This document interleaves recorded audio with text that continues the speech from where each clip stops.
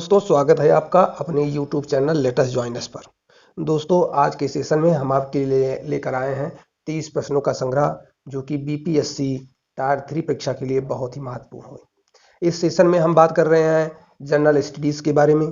तो दोस्तों, शुरू करने से पहले यदि आप चैनल पर नए हैं तो कृपया चैनल को सब्सक्राइब कर दें और हाँ, वीडियो को स्किप ना करें। तो शुरू करते हैं आज का सेशन। आज का पहला प्रश्न है, खिलाफत आंदोलन किसके द्वारा शुरू किया गया था? ए मोहम्मद अली जिन्ना, बी डॉक्टर जाकिर हुसैन, सी फखरुद्दीन अली अहमद, डी अली ब्रदर्स। तो इसका सही आंसर हो जाएगा अली ब्रदर्स, विकल्प डी। खिलाफत आंदोलन अली ब्रदर्स के द्वारा शुरू किया गया था। दूसरा प्रश्न है आज का, हिंदू और मुसलमानों के लिए अलग निर्वाचक मंडल का प्रावधान किया गया था। पहला है भारत सरकार अधिनियम 1935 में, मॉन्टेगू चेम्सफोर्ड सुधार में, मिंटो मार्ले सुधार में, या माउंटबेटन योजना में। तो दोस्तों, यहाँ सही हो जाएगा विकल्प सी, मिंटो मार्ले सुधार में, जिसे 1909 का अधिनियम कहा जाता है। अंग्रेजों ने भारत में प्रांतीय स्वायत्तता की शुरुआत की थी। तो दोस्तों, अंग्रेजों ने भारत में प्रांतीय स्वायत्तता की शुरुआत भारत सरकार अधिनियम 1935 के द्वारा की थी। तो यहाँ पर सही विकल्प हो जाएगा विकल्प डी। पाकिस्तान का प्रसिद्ध प्रस्ताव पारित किया गया था। तो पाकिस्तान का प्रसिद्ध प्रस्ताव, जिसे पाकिस्तान की मांग की गई थी, लाहौर में पारित किया गया था। इसका विकल्प ए सही हो जाएगा। किस सत्र में भारतीय राष्ट्रीय कांग्रेस ने पूर्ण स्वराज को अपना लक्ष्य घोषित किया? तो दोस्तों, लाहौर अधिवेशन 1929 में, जिसकी अध्यक्षता पंडित जवाहरलाल नेहरू ने की थी, यहीं पर पूर्ण स्वराज का लक्ष्य घोषित किया गया था। यह विकल्प ए सही हो जाएगा। जलियांवाला बाग हत्याकांड से पहले कौन सी महत्वपूर्ण घटना हुई थी? सांप्रदायिक पुरस्कार, साइमन कमीशन का आगमन, गैर सहयोग आंदोलन या असहयोग आंदोलन, और रॉलेट एक्ट अधिनियम। तो दोस्तों, आपसे बता दें कि सांप्रदायिक पुरस्कार, जिसे कम्युनल अवार्ड कहते हैं, ये इरविन द्वारा 1931 में, साइमन कमीशन का आगमन 1928 में, गैर या असहयोग आंदोलन की शुरुआत 1920 में। तो दोस्तों, यहाँ पर विकल्प डी सही हो जाएगा, क्योंकि जो जलियांवाला बाग हत्याकांड था, ये रॉलेट एक्ट के विरोध में किया गया था। तो विकल्प डी यहाँ पर सही हो जाएगा। ब्रिटिश द्वारा हंटर कमीशन की नियुक्ति की गई थी चौरी चौरा की घटना की जांच के लिए, जलियांवाला बाग त्रासदी की जांच के लिए, खिलाफत आंदोलन की जांच के लिए, गैर असहयोग आंदोलन के लिए। तो दोस्तों, आपसे बता दें कि हंटर कमीशन की नियुक्ति जलियांवाला बाग हत्याकांड की जांच के लिए सरकार द्वारा की गई थी। तो यहाँ पर विकल्प भी सही हो जाएगा। किसने एक बार टिप्पणी की, नेहरू एक देशभक्त है जबकि जिन्ना एक राजनेता?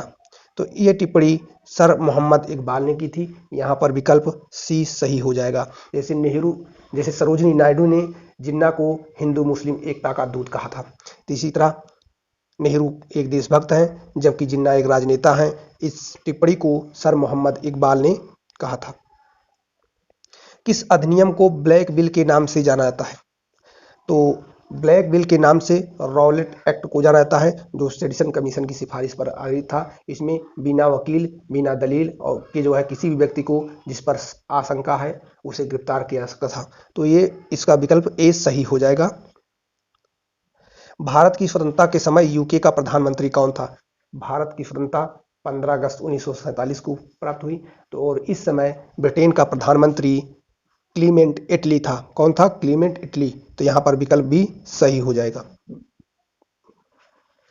पाकिस्तान के विचार की कल्पना पहली बार की गई थी। तो पाकिस्तान के विचार की कल्पना पहली बार मोहम्मद इकबाल के द्वारा की गई थी, जो कि यहाँ पर विकल्प ए सही हो जाएगा।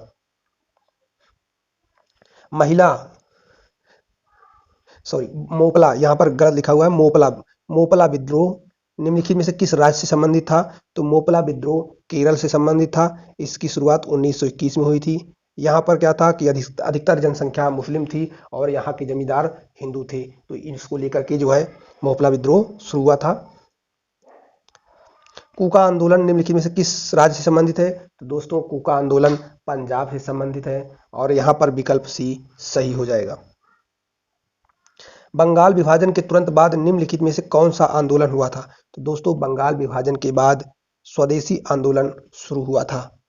तो यहाँ पर विकल्प भी सही हो जाएगा। असहयोग आंदोलन 1920 में, सविनय अवज्ञा आंदोलन 1932 में और गदर आंदोलन 1913 में शुरू हुआ था। रॉलेट एक्ट को वर्ष में पारित किया था? दोस्तों रॉलेट एक्ट के विरोध में ही अमृतसर में एक जनसभा आयोजित हुई थी, जिस पर जनरल डायर ने गोली चला दी और जलियांवाला बाग हत्याकांड के नाम से जनाता है। तो दोस्तों ये जो है विकल्प बी यहाँ से 1919 में पारित हुआ था। सब्सिडियरी अलायंस की प्रणाली को स्वीकार करने वाला पहला भारतीय मूल शासक कौन था? तो दोस्तों हैदराबाद का निजाम था, जिसने सहायक संधि को स्वीकार किया था। तो विकल्प बी करेक्ट हो जाएगा। भारतीय स्वतंत्रता संग्राम के संदर्भ में निम्नलिखित में से कौन सा घटनाओं के सही कालानुक्रमिक क्रम है? तो दोस्तों यहाँ पर बंगाल का विभाजन 1905, कांग्रेस का सूरत विभाजन 1907 और लखनऊ संधि 1916। यहाँ पर विकल्प बी सही हो जाएगा। और बाकी विकल्पों में बंगाल विभाजन 1905 दिया है, फिर लखनऊ समझौता 1916 और उसके बाद कांग्रेस का सूरत विभाजन 1907 दिया है। तो दोस्तों यहाँ पर विकल्प बी सही हो जाएगा। किसने कहा कि साइमन कमीशन रिपोर्ट को बकवास के ढेर पर फेंक दिया जाना चाहिए? तो दोस्तों साइमन कमीशन की रिपोर्ट को बकवास के ढेर पर फेंक दिया जाना चाहिए, इसे महात्मा गांधी जी ने कहा था। इसका विकल्प ए सही हो जाएगा, क्योंकि साइमन कमीशन में एक भी सदस्य भारतीय नहीं था। अर्थात भारतीयों के बारे में निर्णय लेने के लिए, भारतीयों के लिए निर्णय देने के लिए बिना भारतीयों की उपस्थिति के ऐसा किया जा रहा था, इसलिए इसका बहुत ही बड़ी मात्रा में विरोध हुआ। किस दिन को मुस्लिम लीग द्वारा प्रत्यक्ष कार्यवाही दिवस के रूप में घोषित किया गया था? तो दोस्तों 16 अगस्त 1946 को मुस्लिम लीग द्वारा प्रत्यक्ष कार्यवाही दिवस के रूप में घोषित किया गया था। दोस्तों कैबिनेट मिशन योजना के अनुसार एक अंतरिम सरकार का गठन किया जाना था, जिसमें मुस्लिम लीग शामिल नहीं हुई और अंततः माउंटबेटन ने नेहरू के नेतृत्व में अंतरिम सरकार गठन करने के लिए आमंत्रित किया। तो तत्पश्चात मुस्लिम लीग ने 16 अगस्त 1946 को प्रत्यक्ष कार्यवाही दिवस के रूप में मनाया और बहुत बड़ी संख्या में और भारी मात्रा में हिंसा हुई। तो यहाँ पर विकल्प भी सही हो जाएगा। किस समुदाय के लिए मॉर्ले मिंटो सुधार आरक्षित सीटें थी? तो दोस्तों मॉर्ले मिंटो सुधार में मुस्लिमों के लिए पृथक निर्वाचक मंडल की व्यवस्था की गई थी। तो ये भारत में फूट डालो राज करो की नीति का यहाँ पर अनुसरण किया गया था। तो यहाँ विकल्प बी सही हो जाएगा। तो यहाँ पर मुसलमानों के लिए सीटें आरक्षित की गई थी। निम्नलिखित यूरोपीय लोगों में से कौन भारत में व्यापारियों के रूप में स्वतंत्रता से पहले आने वाला था? तो दोस्तों यहाँ पर जाने वाला था। यहाँ पर क्या होना चाहिए? स्वतंत्रता से